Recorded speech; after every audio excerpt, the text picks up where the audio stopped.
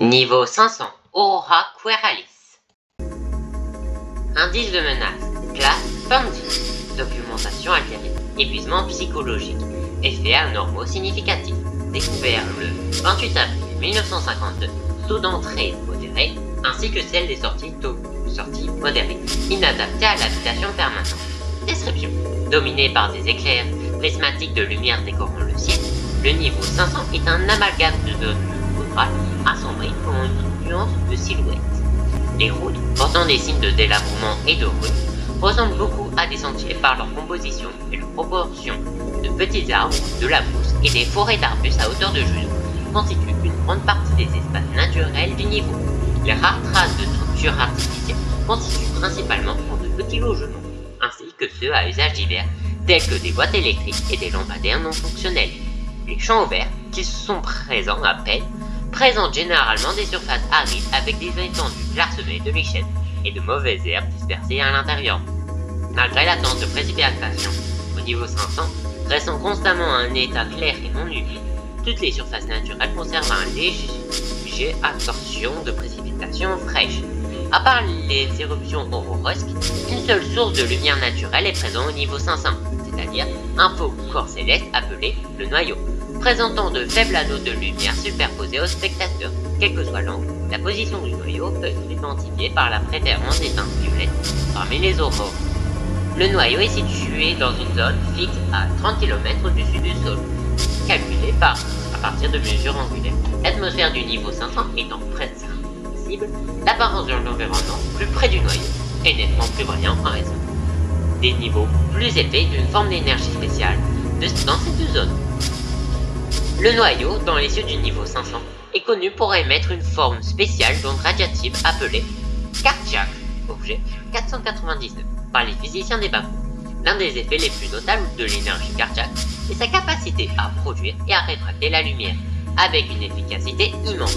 Dans le cas du niveau 500, provoquant l'effet aurore prismatique dans son ciel. Lorsque des objets sont exposés au cardiaque sur de longues périodes, ils développent progressivement des surfaces plus brillantes ainsi que leur coloration partiellement décolorée. L'exposition humaine à des niveaux élevés d'énergie cardiaque tend à provoquer une anxiété accrue, une paranoïa et une tension dans l'esprit de l'individu. Bien que les raisons exactes soient inconnues, ces symptômes sont liés à une augmentation considérable de la production d'adrénaline, ainsi qu'à des déclenchements neuronaux aléatoires dans les lobes occipitaux et pariétales de la personne affectée. Ces éléments peuvent provoquer des niveaux extrêmes de stress, de désorientation et déclencher des sévères réponses dans le combat ou la fuite. Dans la plupart des endroits du niveau 500, on ressentira des symptômes modérément négatifs liés au stress mental et à l'anxiété. Cela dépend cependant de la distance relative à chacun au noyau. À mesure que l'on s'approche du noyau, on est exposé à des niveaux supérieurs de cardiaque. Cardiaque est mesuré en RY, yen.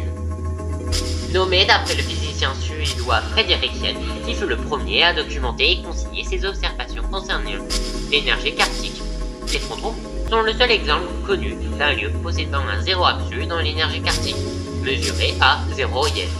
La plupart des niveaux oscillent entre 2 et 3 yens, tandis que la moyenne du niveau 500 possède 40 yens. Une dose létale de cardiaque dépend de l'individu, bien qu'une exposition à 550 yens pendant environ 60 secondes puisse être considérée comme fatale pour la plupart des gens. Vertige.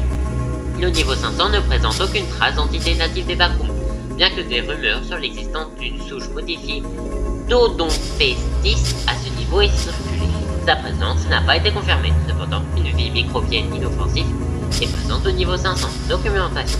Ce fichier se trouve sous level 500 avec un ou plusieurs fichiers accessibles. trendingbloodn.pdf trendingbloodn.pdf Image 500. Avertissement de contenu. Cette page contient du contenu sensible ne convenant pas à tout public. Les lecteurs, vous y compris, pourraient trouver ces sujets comme dérangeants, anxieux ou inappropriés. Le suicide et les descriptions détaillées du gore. L'extrait suivant provient d'un journal couvrant une tentative de formation d'une colonie au niveau 501, intitulé tremblingbloodn.pdf. Ouverture du journal C500. À travers tout ce que l'humanité a enduré, nous avons fait de toutes nos forces pour nous adapter à l'environnement hostile des bas-fonds. Des vagabonds nomades armés bien de bien défoncés qu'ils rencontrent. Oméga Eta créé pour le seul but de survie. C'est un instinct primal profondément ancré dans notre psyché. Ni défense intrinsèquement bienveillante, ni malveillance ne réside ici. Franchement, il est audacieux de notre part de supposer que nous sommes le point focal de cette dimension. Rien n'opère autour de nous dans le sillage. Ce n'a jamais été le cas. Certains diront que notre esprit éternel de supporter tout ce que nous rencontrons est ce qui rend notre humanité spéciale, même quand c'est ancré dans nos actions impulsives et rognées par la culpabilité. Naturellement, nous avons toujours été des êtres sociaux qui ont prospéré ensemble. Quand un groupe du membre de mon équipage et moi avons été chargés par le MEG d'installer le camp dans les résidences prismatiques, ce fut un soupir de soulagement. Non seulement il y avait un but clair et distinct, mais aussi une lueur d'espoir pour quiconque se trouverait ici. Les backrooms est autant un écosystème qu'un mécanisme.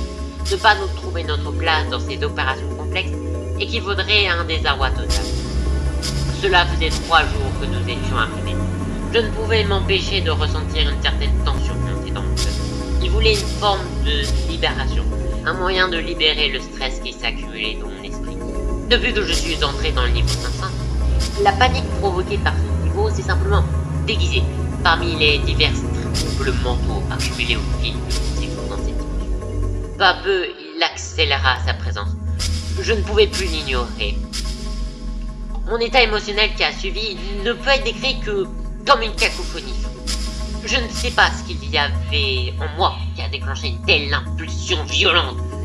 Mais ce que je sais avec certitude, c'est que j'étais tombé dans une rage aveugle à cause de quelque chose d'innatal à mon emplacement. Jamais je n'avais ressenti le même sentiment de combat ou de fuite que j'avais à ce moment-là.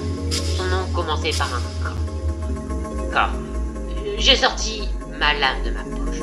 Je le tenais dans ma main droite, comme une clé qui me libérerait de mon prison de panique persistante. De là où j'étais assis, je me jetais sur lui. Un tigre bondissant sur sa proie. Je gardais une certaine emprise ferme sur sa poitrine, alors qu'il tombait face la première dans l'herbe scintillant. Avec mon couteau de poche, j'ai gravé une entaille cramoisie sur sa gorge. À travers chaque fibre de sa peau que j'ai brisé, le liquide écarlate affluait contre mes mains. Ce qu'il prononça ne fut pas un cri, mais un hurlement horrible, celui d'un animal sauvage en pleine nuit. Il se débattait de panique, et bien que je m'agrippais plus fort à son torse et continuant à graver de profondes passes contre son cou, le flux de sang était froid, métallique, le long de mes bras, avec une forte odeur de fer qui accentuait la sensation tordue. Chaque incitation était plus libératrice que la précédente. Finalement, les mouvements s'arrêtèrent. En respirant par des respirations hyperventilées, j'ai retrouvé la clarté. Je baissai les yeux. Une coquille sans vie saignait devant moi, alors que mes mains tremblaient d'horreur. Il fut autrefois une personne vivante, qui avait encore devant lui une belle symphonie de vie. Et j'ai mis fin à cela par un instinct torche de ma part. C'est ce qui me fait peur. Je ne l'ai pas fait en dernier recours, pour ma propre survie.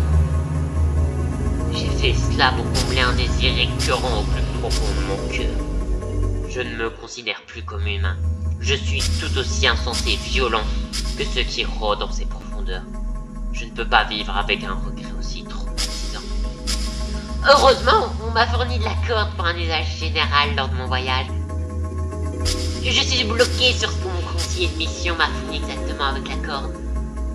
Dans un monde meilleur, il aurait pu servir à arracher des branches d'arbres pour libérer de l'espace pour mon camp. Mais nous ne vivons pas dans un monde meilleur. Je ne peux pas vivre avec une culpabilité d'une telle horreur que ça. Je vais pas arracher des branches d'arbres cette fois. Ce soir, on m'emmènera aux branches. Aucun de vous ne m'arrêtera. L'un adhère par l'impulsion, l'autre par la culpabilité. Documentation. Le deuxième fichier, Core Exploration Data, est un fichier convenu. Entrée et sortie. Entrée. Être debout sur un escalator dans l'un des aéroports du niveau 833 peut rarement envoyer quelqu'un à ce niveau. Se frotter les yeux dans un champ ouvert loin des maisons du niveau 232, peut envoyer quelqu'un à ce niveau. Passer par la porte non verrouillée au niveau 332 a une faible chance d'atteindre ce niveau. Sauter dans une fosse bordée de planches au niveau 6 peut mener au niveau 500. No-clipper à travers une surface rayonnée par la lumière du soleil au niveau 464 vous envoie ici. Au niveau 416, passer par un chemin envoie les vagabonds à ce niveau. Sortie. L'intérieur de certaines maisons peut progressivement évoluer vers le niveau 4, niveau 20e. Fixer le noyau pendant de longues périodes près du centre peut transporter une personne vers les niveaux 117, 140, 165, 221, 499, 989.